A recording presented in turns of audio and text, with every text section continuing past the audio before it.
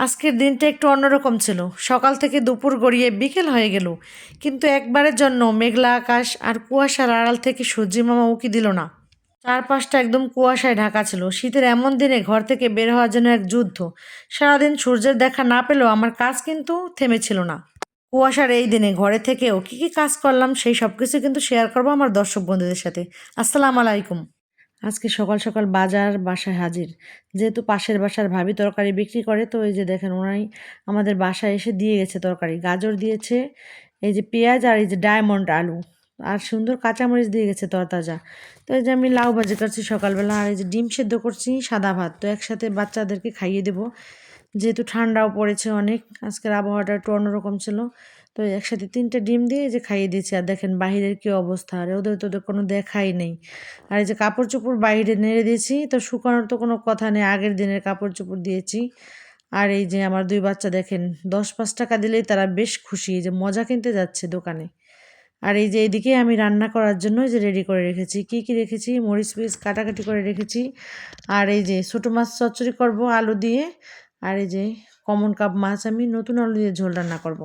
এই শীতে ধনিয়া পাতা ছাড়া কিন্তু কোনো তরকারি জমে না। আর তাই তো আমার মেয়ে দেখেন বাগান থেকে গোড়াসহ ধনিয়ার পাতা এই যে তুলে নিয়ে এসেছে। তো আজকে এটা দিয়ে ঝোল করব। আর আমার ছেলে মেয়ে এদিকে পিকনিকের আয়োজন করতেছে।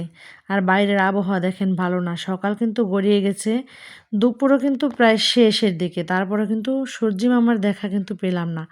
আবহাওয়াটা একেবারেই আজকে খারাপ ছিল।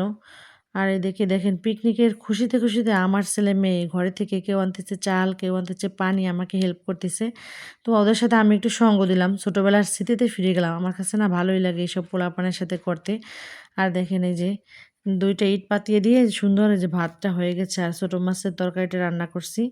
যেহেতু আগুন, ওদেরকে আমি একটু সহযোগিতা করলাম। আর এই দেখেন আমার মেয়ে কত ভালোবাসে ভাইকে, খাইয়ে দিচ্ছে। তো এত সুন্দর দৃশ্য আমি একটু ক্যামেরাবন্দি করলাম। আর আমার ছেলে-মেয়ে পিকনিক করতে পারায় দেখেন ওরা কত খুশি। ওদের মন মতো করতে দিলে ওরা বেশ খুশি থাকে। ৩ ভাই-বোন একসাথে এই যে খেলতেছে। আর আজকে নিজেকে আমি একটু সময় দিলাম। অনেকদিন হয়েছে কেমন যেন, কতদিন পরে আমি বিকালবেলা একটু বাইরে বের হই না। কাজেরও চাপ থাকে অনেক। তো আজকে একটু ননদের বাসায় চলে আসলাম। ননদ কিন্তু রাগ হয় মাঝে না আসলে। এই যে ননদের সাথে একটু সময় দিব আজকে। তো এই তো কাজ-বাজ সেরে আজকে চলে আসলাম। এইদিকে দেখি ননদ কচুরমুখী দিয়ে ডাল রান্না করবে তেঁতুল দিয়ে। তো কতগুলো কচুরমুখী সিদ্ধ করে রেখেছে। এইগুলো দিয়ে কিন্তু আমার ননদ সুন্দর করে একটা ডাল রান্না করে, অনেক মজা লাগে। তো দেখি ননদ কিন্তু ঘুমায় গেছে এসে বিকালবেলা যেহেতু। তো আমাদের কথা শুনে এই যে দেখেন উঠে এই যে নাস্তা নিয়ে এসেছে গোলগোল্লা। তো খেতে কিন্তু বেশ দারুণ। খাওয়া-দাওয়া শেষে এই যে আমরা একটু চলে আসলাম বাহিরে। দেখি যে বিল্ডিংয়ের ভিতর ছিলাম এত সময়, মনে হয় নাই যে সন্ধ্যা হয়ে গেছে। তো দেখি যে সন্ধ্যা হয়ে গেছে, আবহাওয়া আজানও পড়েছে কিন্তু। শীতে হাত পা কেমন যেন বরফ হয়ে এসেছে। আর বাতাসও অনেক ছিল।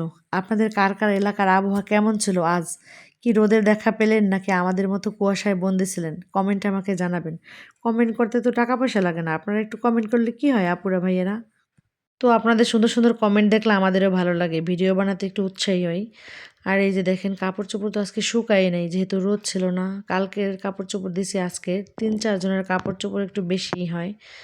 আর এই যে চা বানাতে এসেছি সন্ধ্যার পরে বাচ্চাদেরকে হাত মুখ ধুয়ে। এই যে এখন চা খেতে দেবো। যেহেতু শীত ছিল, চাটা খেলে একটু ভালো লাগে। একটু মসলা চা বানিয়েছি আর সাথে কিন্তু মুড়ি। মুড়িটা খেতে কিন্তু আমার কাছে ভালো লাগে। যতই টোস্ট দিয়ে বিস্কিট দিয়ে খাই না কেন, মুড়ি আর রং চা কিন্তু আমার কাছে বেশ প্রিয়। আর এই যে বাপের বাড়ির কলা কিন্তু পেকে গেছে। এখন বাচ্চাদেরকে দুধ ভাত দিয়ে মাখিয়ে দেবো। দুধ দিয়ে কলা দিয়ে মাখাই দিলে ওরা আবার একটু ভালো খায়। আর একসাথে খাওয়াতে আমার যেহেতু সময়ও বাঁচে, আমার হাতে খুব কম সময়, আমি এমনি বিজি মানুষ। তো আজকে এই পর্যন্তই, ভালো থাকবেন সবাই।